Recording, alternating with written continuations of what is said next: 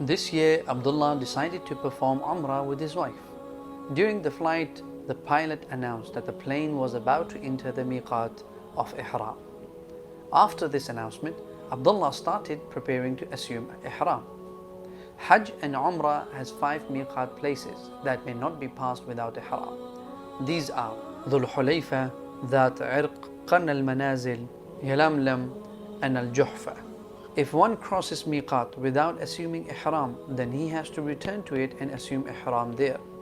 If he does not return, then he is liable to an expiation, which is slaughtering an animal, a sheep, and distributing its meat among the poor of the haram, the holy mosque.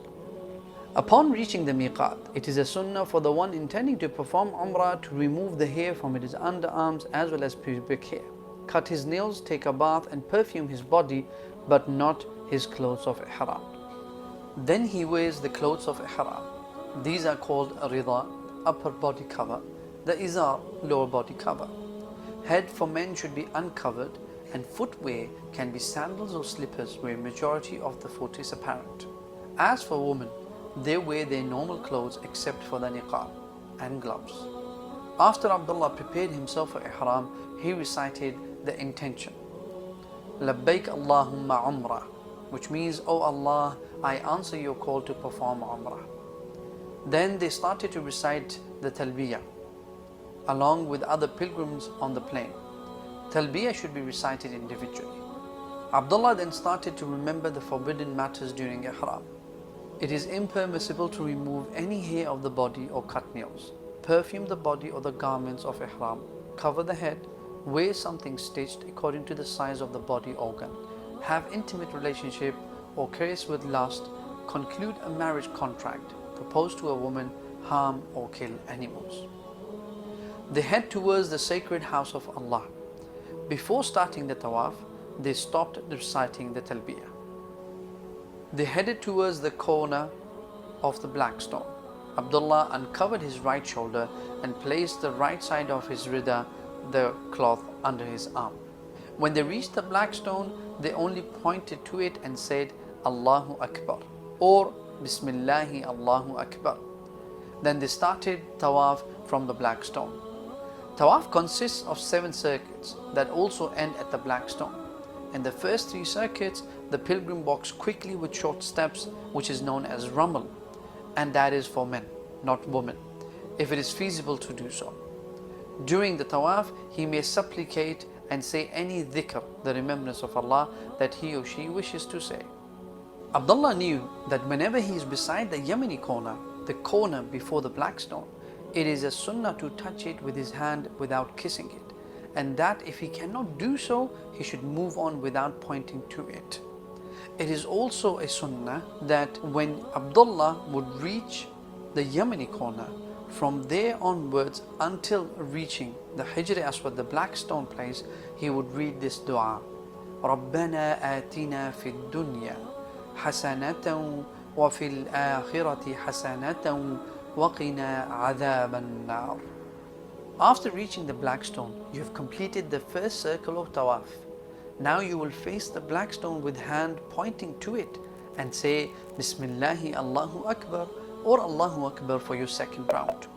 You would now make any dua that you would like to make in this tawaf. Like the first one, when you will reach the Yemeni corner, from there until the black stone, you will make the dua رَبَّنَا آتِنَا فِي الدُّنْيَا حَسَنَةً وَفِي الْآخِرَةِ حَسَنَةً وَقِنَا عَذَابَ النَّارِ. You will follow the same circuit 7 times. He was also keen not to perform the tawaf inside Hijr Ismail because it is part of the Kaaba.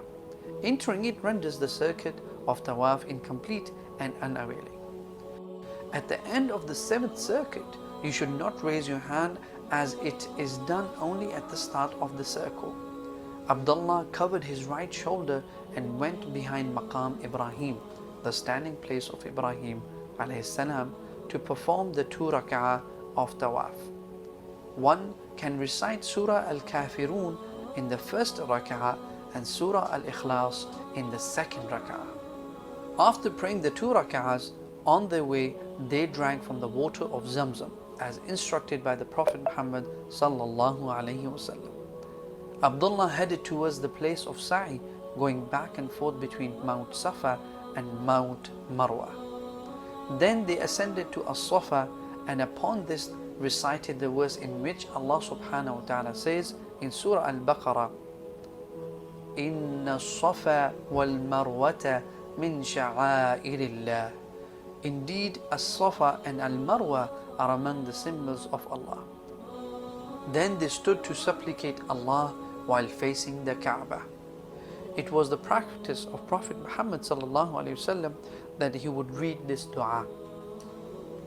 La ilaha illallah wahdahu la sharika lahu, lahul mulku wa lahul hamdu, wa huwa ala kulli shay'in qadir. La ilaha illallah wahdahu anjaza wa'dah wa nasara 'abdah wa hazama al-ahzaba wahdah. After saying this dua in Arabic, you can make any dua you want to make for yourself or family members. Once completed, it was the practice of Prophet Muhammad sallallahu alaihi wasallam that he would read this dua in Arabic again. Once completed, he would make dua for his family members, for himself, and so forth. And once you have made your duas and completed, you would read the dua third time. And then after completing it, you would start your walking between Mount Safa and Marwa, walking while reciting zikr and supplicating with whatever supplications he could. Then Abdullah ran between the two green marks placed between As-Safa and Al-Marwa. When they reached Al-Marwa, they completed one of 7 lengths. They repeated the same dua as said at Safa without reciting the verse. Then they returned to As-Safa in the same way and repeated the same till they completed the 7th round. They ascended to Al-Marwa without saying anything, and that is how they completed their sa'i. After the sa'i, Abdullah shaved his hair while his wife cut the length of her fingertip from all the sides of her hair. Abdullah and his wife completed the rituals of Umrah, hoping that Allah Almighty would accept it from them and reward them for it with the best reward.